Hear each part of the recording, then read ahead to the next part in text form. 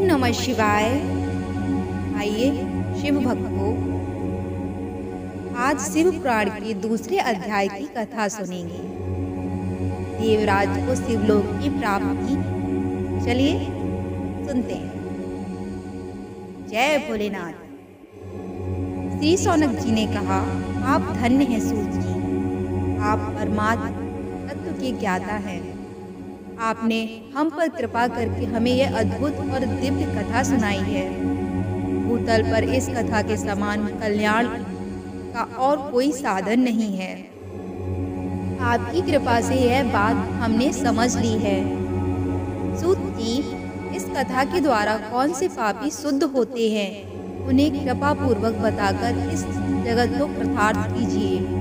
सूत जी बोले, मुनि, जो मनुष्य पाप, दुराचार तथा काम, क्रोध, मद, लोभ में निरंतर डूबे रहते हैं, वे भी शिव पुराण पढ़ने अथवा सुनने से शुद्ध हो जाते हैं तथा उनके पापों का पूर्णतः नाश हो जाता है। इस विषय में मैं तुम्हें यह कथा सुनाता हूँ। देवराज ब्राह्मण की कथा। बहुत समय पहले की बात है। किरातों के नगर में देवराज नामक एक ब्राह्मण रहता था। वह ज्ञान में दुर्बल, गरीब, रस बेचने वाला तथा वैदिक धर्म से विमुख था। वह स्नान संध्या नहीं करता था तथा उसमें वैश्यवृत्ति बढ़ती ही जा रही थी। वह भक्तों को ठगता था। उसने अनेक मनुष्यों को मारकर उन सबका धन हड़प लिया था। उस पापी ने थोड़ा सा भी धन धर्म के काम में नहीं लगाया था। वह वैश्यागामी तथा आचार भ्रष्ट था।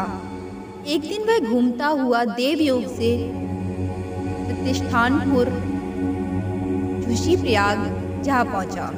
वहां उसने एक शिवालय देखा जहां बहुत से साधु महात्मा एकत्र हुए थे। देवराज वहीं ठहर गया। वहां रात में उसे ज्वर आ गया और उसे बड़ी पीड़ा होने लगी। वहीं पर एक ब्राह्मण देवता शिव पुराण की कथा सुना रहे थे। ज्वर में पड़ा देवराज भी ब्राह्मण के मुख से शिव कथा को निरंतर सुनता रहा था। एक मास बाद देवराज ज्वर से पीड़ित अवस्था में चल बसा। यमराज के दूत उसे बांधकर यमपुरी ले गए। तभी वहां शिवलोक से भगवान शिव के पार्षदगण आ गए। वे कर्पूर के समान उज्जवल थे। उनके हाथ में त्रिशूल, संपूर्ण शरीर पर भस्म और गले में रुद्राक्ष की माला उनके शरीर की शोभा बढ़ा रही थी। उन्होंने यमदूतों के दूतों को मार पीट कर देवराज को यमदूतों के चंगुल से छुड़ा लिया और वे उसे अपने अद्भुत विमान में बिठाकर जब कैलाश पर्वत पर ले जाने लगे तो यमपुरी में कोलाहल मच गया, जिसे सुनकर यमराज अपने भवन से बाहर गए। साक्षात रुद्रों के समान प्रतीत होने वाले इन दूतों का धर्मराज ने विधि पूर्वक पूजन कर ज्ञान दृष्टि से सारा मामला जान लिया। उन्होंने भय के कारण भगवान शिव के दूतों से कोई बात नहीं पूछी।